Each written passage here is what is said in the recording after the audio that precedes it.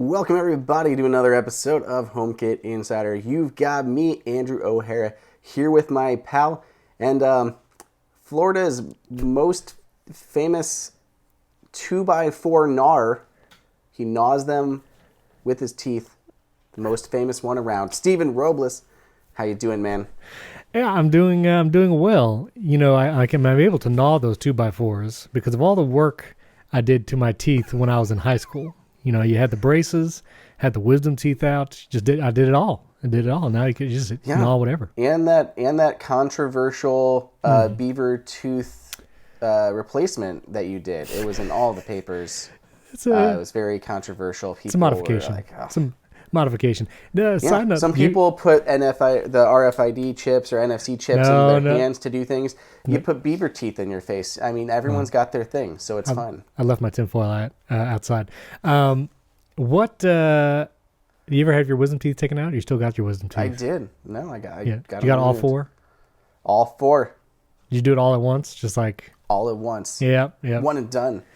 That's how I did it. And then you can't eat for 3 days. It was quite an experience. But did they put you... Mine was fine. I had the twilight gas. I don't remember anything. Yeah. Other than kind of being in the chair afterward. And then I swear I was perfectly coherent afterward. My mom says otherwise. But I didn't need any pain pills or anything. So I was... Wow. I had no issues, yeah. So did they do general anesthesia? They put you out? Or you just do the gas? No, it was the twilight thing. I wasn't all the way under, but I was, out of it. I had no idea. Don't remember it. Probably fell asleep. That was the one time I've had general anesthesia where they put me out. They said count back from 10. You get to 7 and then you just wake up and it's all done. It was pretty wild. Pretty crazy experience. Yeah, I've done general anesthesia a couple times, but that was just the twilight state one, which is what I also did another time when I had surgery on my hand. I was playing basketball, dove for a ball, rolled to keep it in bounds, and I cut my hand and didn't think anything of it. Turns out, piece of a glass bottle in there, and then it never healed after a week or so. I mean, it was pretty small. Goodness. And I go and it kind of tried to heal over, and it's really deep in there now. We're gonna need to actually do surgery just to remove this. So again, that time I had the twilight thing. I remember laying there, my hands on a table, and then next thing I know, I'm in the recovery room. It wasn't too bad. Wow, that's crazy. I didn't know you were an athlete, Andrew. You did basketball.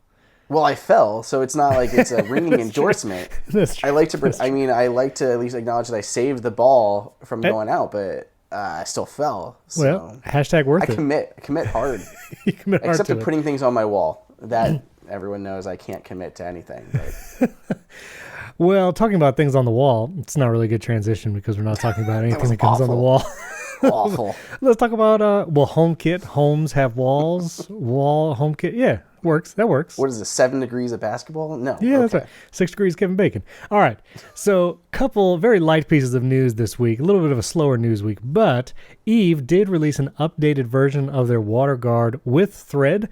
And so we're going to talk about Thread devices in a second, but this is the Eve device where it has this headphone braided type cable that you plug into a box, and that cable is a water leak detector. And now they have a version with Thread. It's $99. You can buy it from their website. I actually had one of these, the non-Thread version, a while ago. It was pretty cool. I feel like of all the water leak detection devices, that was an interesting way to detect it, and it felt like it covered a lot more area. If you really wanted to make sure, put it around a washing machine or, really cover the area. You have one of these too, right? I do. I think there's a lot of different versions of water detectors, and it really depends on your situation, right? So I think for under sinks, some of the other ones might be better suited. I don't mind the Fibaro one, the Aqara one, where they have basically little pins on the bottom that touch the bottom of your cabinet. Right. And then should water liquid spread, those two contacts will have an electric current go through, tripping the signal. And we've talked about that, especially with your situation and not being able to reset it. But I think those work for kind of under sinks really well. This almost feels overkill for those because you do have a 2-meter cable that you can move around. So I think these are really great for larger areas or like laundry rooms. Perfect. Yes. Wrap this around the base of your washer and dryer. Yeah. Your washer mainly, ours are stacked, so it's both. But yeah, and then if water comes out anywhere, this cable is going to detect it. Yeah. And the cable can be extended. So a 2-meter one comes in the box, which you have to take into account how much distance is from, like, in our laundry room, the outlet is high because of washer and dryer. So it has to go like from like 3 feet in the air to the ground. So it's already like half of my distance. But you have a surge protector, whatever, figure it out. It can be extended all the way up to 150 meters, I believe, which is crazy. You can like cover your entire basement. So if you had a really large area, it's going to cost you to buy that many extensions, but you can theoretically extend this to ridiculous lengths. Wow. That's impressive. Yeah. I'd be curious if any of our listeners have that long of a run. I didn't know you could extend it like that. That's pretty sweet.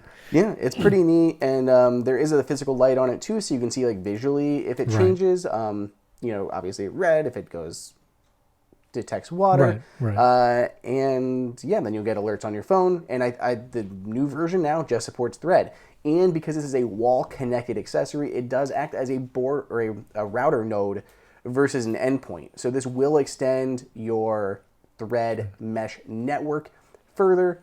We love seeing router nodes. That's what we want in our houses. Endpoints are useful because they can still connect to everything else, but they are endpoints. They don't push that network further. So I'm glad that this will act as that router node as well. That's cool. Very cool. Also, side note on Eve, we've talked about this, maybe it was last year or longer ago, the Eve Flare, which is like that globe that changes colors. It works with HomeKit, and it's actually portable. I think it's like battery powered. And I wanted one for the longest time, but if you go to Eve's website, it has not been available. Like you click buy, and you couldn't find it. But someone on Twitter actually just told me that it's on Amazon right now as we record, and it's in stock. And so I probably should have waited to actually buy it while we record to do what we normally do here on the show. But I so have wanted this for a long time, and I just jumped on it. So I got an Eve Flare. It's delivering tomorrow. It's like prime one-day delivery right now. So I'll put a link to the Amazon thing in show notes, but I'm very excited because I really wanted one of these. I love the Flare. Yeah, it's awesome. And it is battery powered, right? It's such a unique product. Yeah, it's battery powered. Yeah. Technically, the Hue Go is also a battery powered HomeKit light, but this is directly HomeKit, no hub or anything necessary. Full color spectrum. The light diffuses beautifully around the whole globe, and it can be hung. You can actually turn it upside down and hang it from things. You got a kid with a bunk bed or something, or you're going outside for a party, put it on your table and eat by like candlelight. It's super cool. I love the Flare. I keep waiting for a Thread updated model. I don't know where that lies on Eve's roadmap. I mean, they're continuing to update stuff as we saw, this week with the water guard, but I really hope that the Flare gets done sooner rather than later. I don't know if it's just supply chain issues that are plaguing everyone still, but the thing is cool. So does it charge wirelessly? Yeah, it's got like a wireless charging stand. Not any like fancy one. It's not using Qi or anything like that, which is probably good because that would be slower, I'd assume. Right. But it's basically a round disc that you set it on, and there are 2 pogo pins on the underside of the Flare when you set it down, which also kind of makes it like water resistant too, to a degree. But you can set it down on that, and they're like 2 metal rings. So no matter which way you place it on there, those pogo pins make contact with the metal rings and sends through the charge to charge up the battery. That's awesome. Well, I got mine coming tomorrow, so I'll show it on next week's episode. That's pretty cool. All right. Next piece of news, Aqara has released a new motion sensor. This is their P1 series. It's only in China for the moment, but as with a lot of Aqara stuff, it releases there and then goes international. This one is pretty similar to its previous motion detector. I actually had their previous one. It worked really well. This one actually is taller because it supports 2 CR2450 coin batteries instead of just 1 battery. So they say it'll give you 5 years between having to switch out the batteries. So 5 years with those 2 batteries.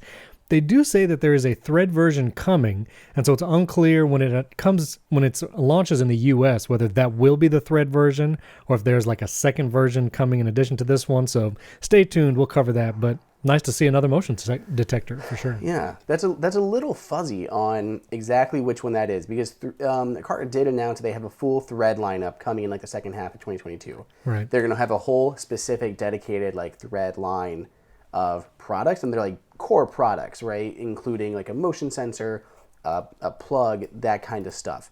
So it makes sense, but I don't know if this is that will get a Thread update, if the US version will be a Thread version specifically, or if they're still going to release two different versions, this now and the Thread one. And this also isn't a presence sensor one, is it? This is still just the motion. Yeah.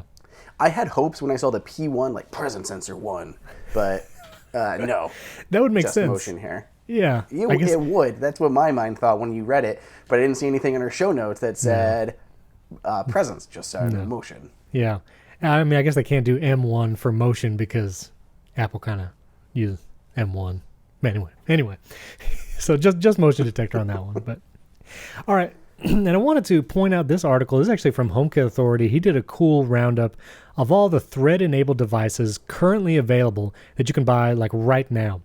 And as I was scrolling down the list, I was like, it's really Eve and Nanoleaf doing the Thread thing right now, at least in the HomeKit space. You have the Wemo Stage, but we're still waiting on all the other Wemo devices like light switches and smart plugs to be updated with Thread.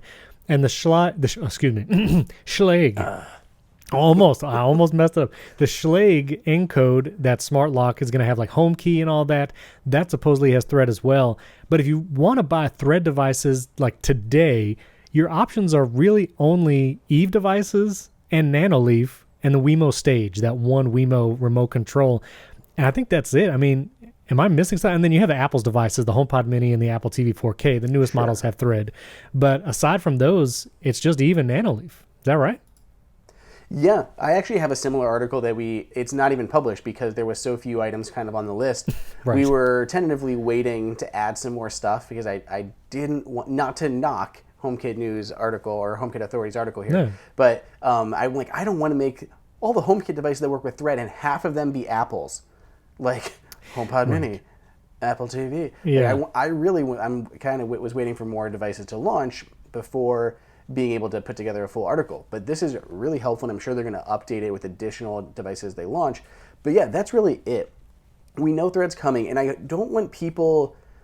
I've seen a lot of people, like I did a couple of recent reviews, and some people were coming out like, oh, if this doesn't have Thread, I'm not buying it. And I don't want people to think that if it doesn't have Thread, it's not worth buying. Right. Especially if like Wi-Fi is an option. Wi-Fi is still perfectly good and acceptable. There's no problems with Wi-Fi, especially on a device that's connected to power perpetually. Right. So as long as you have Wi-Fi, if you're in a spot where you don't have Wi-Fi, like good Wi-Fi connectivity, and you need to like extend that, then yeah, you need Thread. But Wi-Fi is still a good connection option. For me, Thread is best on a lot of sensors. Right. Sensors, low power solutions are what Thread is great for. We have the weather sensors, we have the remotes, all of those perfect for Thread. And even that flare would be a great one because it's a battery powered light. Right. That would basically, because Thread is self-healing, and as you would move around your house, it would basically just keep connecting that thread and then fall back to Bluetooth only if it had to. That stuff is great for Thread. So I don't want people out there just thinking that they have to have Thread, otherwise they're going to pass. So I just want people to keep that in mind. Thread is great, and we really need it on a lot more sensors, but it doesn't have to be in everything. It helps, but it doesn't have to. Yeah, and I think if you want a smart plug specifically, then look at the Eve plug. And if you're looking for a smart bulb, definitely look at the Nanoleaf bulb. You don't need a hub with either of these brands, and they support Thread. But, I mean, I'm going to be in a situation where I have to buy non-Thread devices for my light switches. Wemo! Please. But also, because even Eve, correct me if I'm wrong, but they do not have a Thread dimmer switch. They don't really have any dimmer switch still. No, and we surely know that they're going to update the Eve. What do they call it? Is it just called the Eve switch? It's not Thread updated yet either. So like that, I'm sure that's going to be coming. Don't know when, but I'm sure that's coming. Yeah. It's just going to take a little more time. Like stuff doesn't roll out overnight. Apple's certification process is grueling, so it's understandable that we don't have more. It's coming, but don't put off purchases on some essential things. For you, Steven, like there's Lutron is as rock solid as it comes, and there's nothing wrong with that. I mean, without having thread. There's nothing wrong with that. Like you're losing out on maybe like additional access points for your thread mesh, but that's it. Same with Hue stuff. Hue stuff is great, and it works well on its own. And that's I've been debating because I'm very close to having to buy all these light switches, and I know Lutron is super reliable because I had Lutron in my old house and it was great. I actually prefer the look of the Wemo switches. They just look a little more modern or even futuristic. The Lutrons are very utilitarian, which is fine, but I kind of wanted that newer look, and I was trying to limit the amount of hubs I had. I know I'm going to use the Hue hub and probably will use the Aqara, but if I could do no hubs for everything else, that's kind of what I was hoping for. But I don't know, man. I'll also say, we didn't have thread for a long time. Like there were like zero thread devices, and you and I both had lots of HomeKit stuff, and it worked really well. Like it was pretty rare and not often that a device would just like have to reset it or reconnect or whatever. Then again, I think a lot of that has to do with the brands and what the brands are using to connect, on their ecosystem. So, yeah.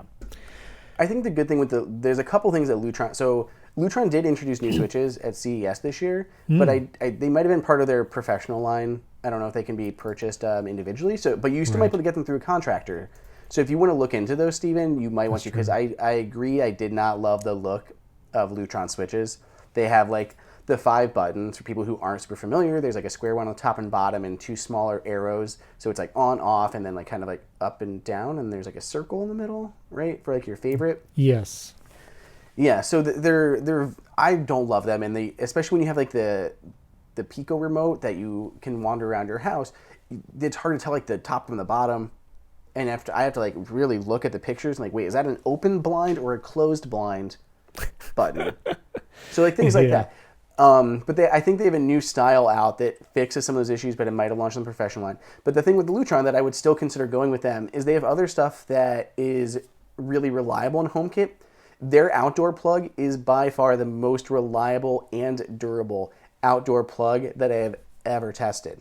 I mean, they take the thing and they have all the electronics, and then I'm pretty sure they like fill it with resin or something to completely encase all the internal electronics and then seal it up. So the thing feels like a brick. Like it is really hard. Solid. And really solid. So it's extremely durable and weatherproof, and it still has the rock solid reliability of all the other Lutron products. So if I'm adding outdoor HomeKit stuff, lights, holiday lights, water feature, anything that I need to turn on and off or whatever, I would probably choose the Lutron one.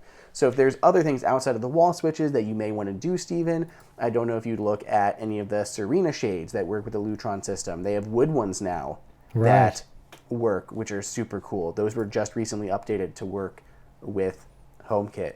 So there's a lot of other things that aren't just wall switches that Lutron can do.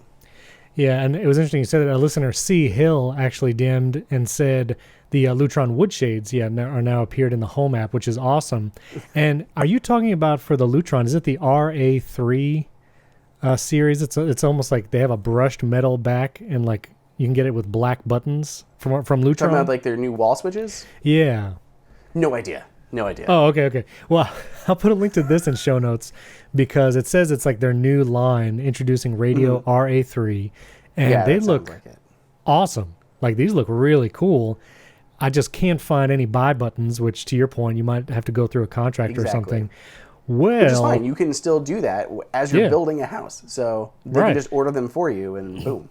Well, I will be looking into that system this week, and we'll get back next week because this is very curious. This looks really cool, and I would love to stick with Lutron because reliability, like we said, like second to none. Honestly, pretty amazing. Very cool. Okay. Well, thank you everyone for joining another game of How Many Things Can We Make Steven Buy in one episode. Right now we're at 1. It may go up more. Well, depending on how many Lutrons you buy. Yeah, the other thing I was looking at is cost, because the Wemo dimmer switches right now are only like $30 on Amazon, which is really reasonable. Some of the Lutron ones get up to $60 when you're looking at their dimmer things. And so when you're buying like 10, that's a big difference. And so that's why I was, the cost was also a question in it. But maybe through a contractor, these Lutron ones can be cheaper. So I'll let everybody know. I'm going to do some research for sure. Yeah, there you go. I also want to make sure everyone realizes that the Wemo ones are not imminent. They announced them second half of this year at the earliest. They said these are coming with Matter. So if there's no Matter, it doesn't sound like these are going to be launching. Mind over matter. I don't want anyone sitting and like refreshing Wemo's page daily, thinking that they're gonna come by them and get all excited about it. You're gonna have to wait a little longer. We're gonna have to wait for Matter support before Belkin will release these, at least based on what my discussions were at CES. Right. Matter. So many things promised with Matter. I don't know. We'll see.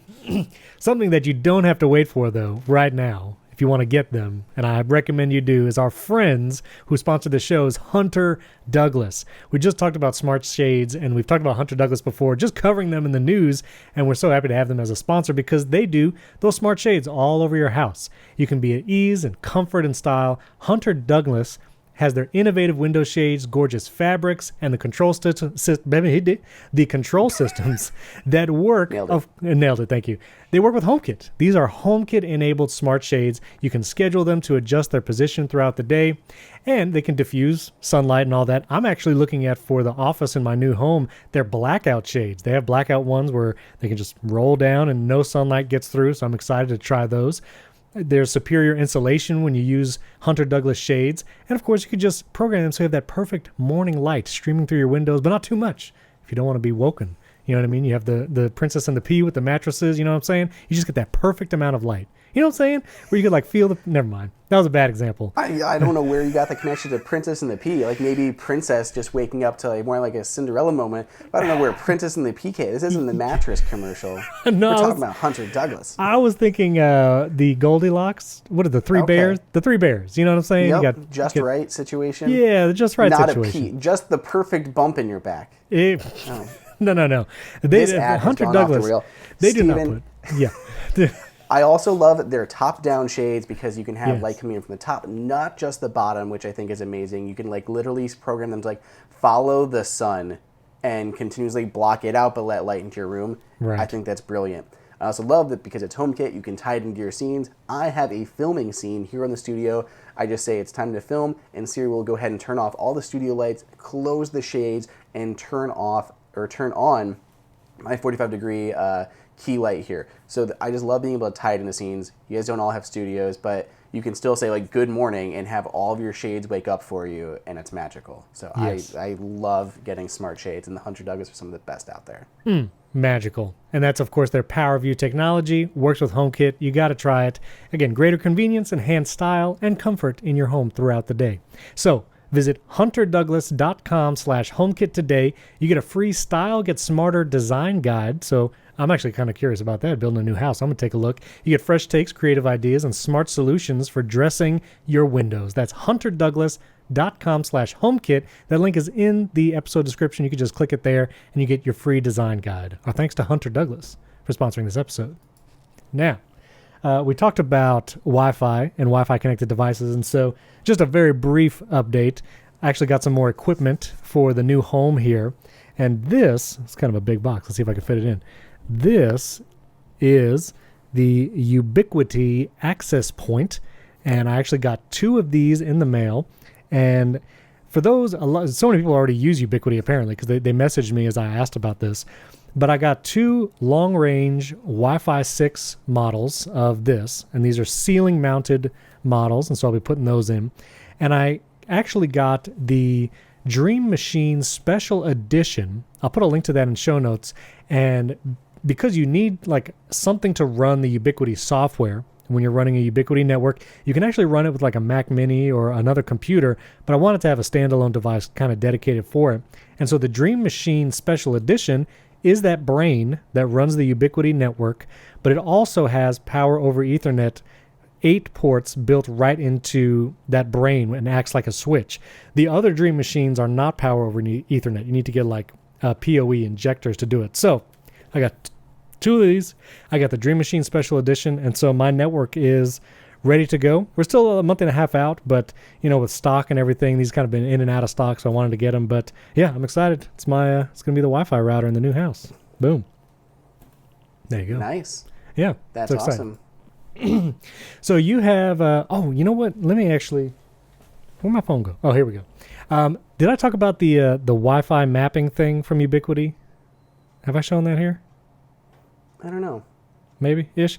Well, just real quick, the cool thing is Ubiquiti actually has a tool on their website where you can upload your floor plan and tell it what material your walls are throughout the house, and then it will show you a heat map of the Wi-Fi coverage. Oh, that's terrible. Let me lower the brightness there. It's all white. So it actually does a heat map of the whole house. You put the kind of access points you're buying from Ubiquiti in the floor plan, and then it tells you how the coverage is going to be throughout the house. And so you see I actually have 3 points in there. I have one outside just because that's that one right there, which I'm probably not going to do at the beginning. But these two in the middle actually have pretty good coverage throughout the house. I don't know what's going on with the brightness of my phone here. But anyway, red is obviously the highest coverage, yellow, medium coverage, and then green is less. And you can see where I have brick walls, how much it cuts the signal when it's trying to go through block walls, as opposed to the interior walls where like you'll see this access point keeps these rooms red. You know, even these rooms that are a couple walls away, because they're just interior walls, you get better coverage. So it's totally free to use this tool. You upload a floor plan, you tell it your wall material, and you can plan exactly where to put the access points. And that's what I did before I ran the cables, so I knew exactly where I wanted them. So pretty cool. I'll put a link to that in show notes also. Nice. Yeah, so now you put something here in the notes, lesser known brands, ? What say you? What do you mean by this? So it was something I saw, I think, in one of our podcast reviews. And someone had very fairly mentioned that we talk a lot about specific brands. And they wanted to know more about lesser known HomeKit brands that don't get as much coverage. And so I wanted to kind of like talk about that for half a second on why we kind of do that, and then highlight some neat third-party brands. Very cool. So the reason why this kind of happens is certain companies tend to make a lot of HomeKit gear, which means they are constantly in the news as they are releasing products, or they go to they're one of our recommended brands because they are so reliable. So we end up falling back on talking about Eve and Wemo and Aqara, Hue. Yeah. These brands quite often because they're the biggest ones out there. Nanoleaf, they work so much with Apple and they released plenty of smart products. So they just kind of tend to be in our coverage. Other categories don't have very many options. So if we are talking routers, you're going to bet we're going to talk about Linksys and Eero because they're the only ones that exist in that space. So we're not trying to show favoritism to certain brands. We just tend to talk about the ones that are the biggest players in the space. But that said, if you get into more niche categories or you're just looking around through stuff, you can find a bunch of different brands that don't get a lot of attention. So let's run through a few of these, and you can tell me how many of these you knew, Steven. Okay, I like this. They're very good. Okay. First one, because I'm actually finishing up the review. I was hoping to have the text review done before the holidays, but holidays are busy time, working on CES prep, and I got it like a week before Christmas. Twinkly. Twinkly did update most of their lights to support HomeKit. These have independent zones. There's all these cool different effects you can do. So they're not just Christmas lights or holiday lights. They can be used year-round for anyone who likes, string lights and the various other LED lights that they create. So they're fairly new in the HomeKit space because they just had that update come out, though they have several different products available. So we have only talked about them probably 2 times on the show. Here's a third. So I know you knew about Twinkly. Yep, knew about Twinkly. Mm-hmm. Have you heard about the Eden Smart Garden? No. Yeah. I don't know what that is. The Eden Smart Garden, spelled EDN. By the way, I'm going to kick myself so much, and you're going to probably kick me too, just for how many links now we have to put into the show notes. I'm going to try and do it as you talk. Yeah, exactly. Like while I'm talking, you're putting them together, and then for everyone else who just apparently cares about the tediousness of this, I always take Steven like puts this list together of all the stuff we talk about during the show, and then I have to go and strip out all of the HTML to put it into the show notes on YouTube, and it's so annoying to like click and like backspace all the carets and everything like that. It's an oddly big pain in the butt, and I probably can find some tool to strip it out, but I do change the formatting so it like the name, then like a colon or a dash, and then the link, so Andrew, you guys can find all this stuff. I have a shortcut that I can run to do that, so I will start doing that and just putting them in the show notes.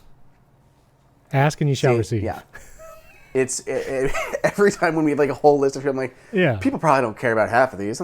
No, I don't do that. They're all there. Anyway, Eden Smart Garden. It is a really cool garden. I love the Arrow gardens, which are still out there. Eden Smart Garden is like that, but it's got like this gorgeous walnut base and LED lights on top. You put the pods in, grow some cool plants and herbs inside, mount on your wall, do all sorts of stuff. It works with HomeKit. You can use Siri and HomeKit to turn the lights on and off. I do wish you could do more. I wish you could check water levels, all of that kind of stuff through HomeKit, but right now it's turning the lights on and off. But it's still really neat and not something a lot of people knew about. I didn't either. Eden Smart Garden. Got it. Looks very nice. Fibaro.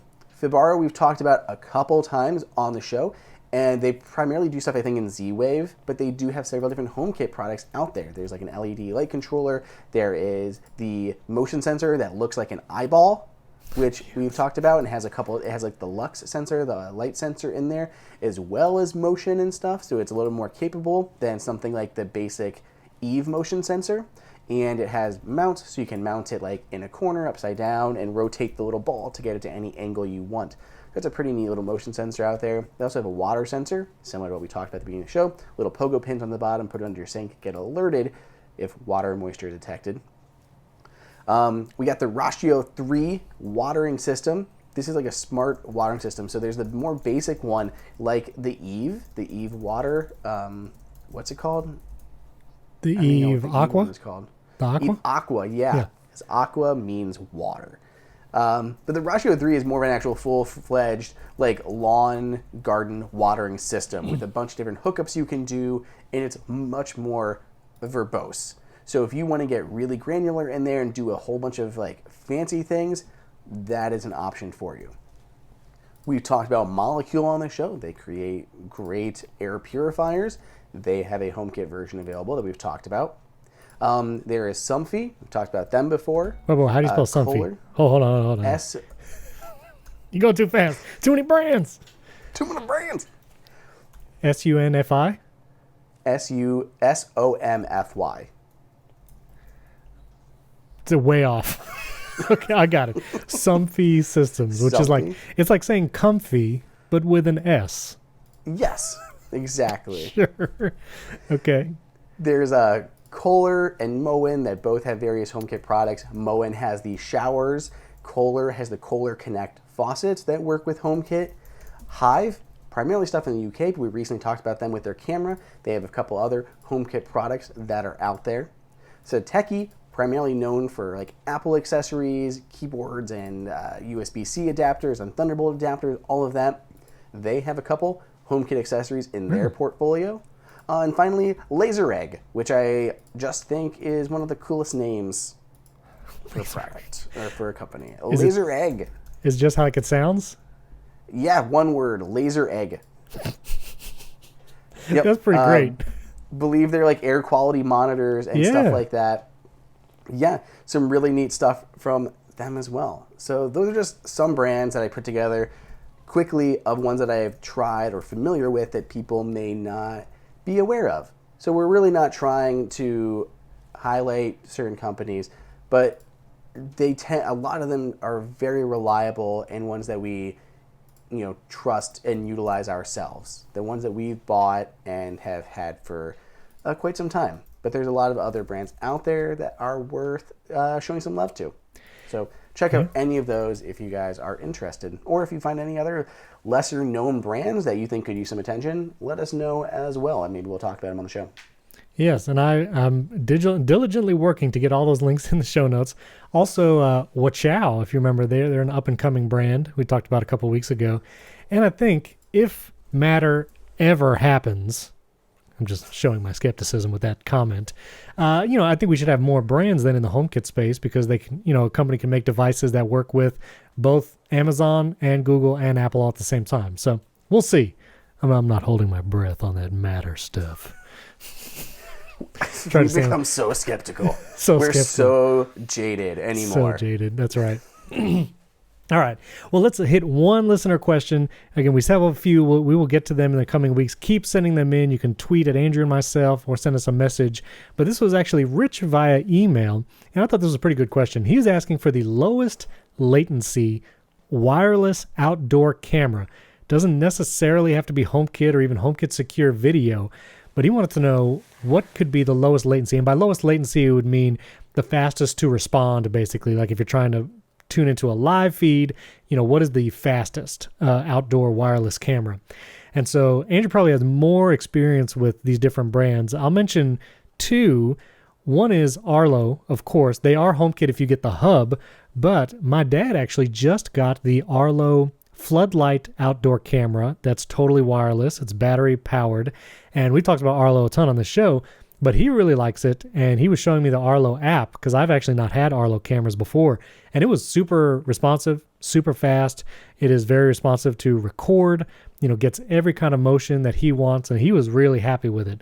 So the Arlo, at least the outdoor floodlight camera, really fast. And then Rich asked in the email, and I had many listeners tell me when I talked about Ubiquiti for the access points, the wireless routers, that Ubiquiti also has a line of cameras that are power over Ethernet. Now, with a lot of HomeKit cameras, there's not really any Ethernet connected cameras. They're all Wi-Fi based that you plug into power. Well, the Ubiquiti cameras are power over Ethernet. So not only do you get power from that Ethernet cable, but it has a direct connection via Ethernet to the internet. And so while I don't have personal experience, I had lots of listeners say that the Ubiquiti security cameras, outdoor and indoor, have been some of the best, just reliability-wise and speed. And so if HomeKit is not a prerequisite, those Ubiquiti cameras might be a great option. There is a Homebridge plugin that was recently either launched or updated to get those Ubiquiti cameras into HomeKit. And so you can hack them in there with Homebridge if you want to do that. But from all the listeners I've heard from, they love the Ubiquiti cameras. So lowest latency wireless outdoor camera. Andrew, what do you think? I don't know. I mean, I haven't tested that many wireless cameras because there's very few that work with HomeKit, and I really do just test mostly the HomeKit stuff. Right. So I have not tried very many non-HomeKit cameras out there. I do use the Arlo ones, and I can vouch for them. I do think that they are quite responsive. They have good battery life. They have solar panel options. There's a lot of stuff I like about the Arlo ones. Yeah. The PoE is always good, but I don't. Not wireless. Yeah, they're not wireless. So I don't know of any that are going to be like beyond. I have not tested any that are like miles ahead. There's never been one where I'm like, whoa, this connects so much faster than any of the other ones that I've tried. That's never been the case.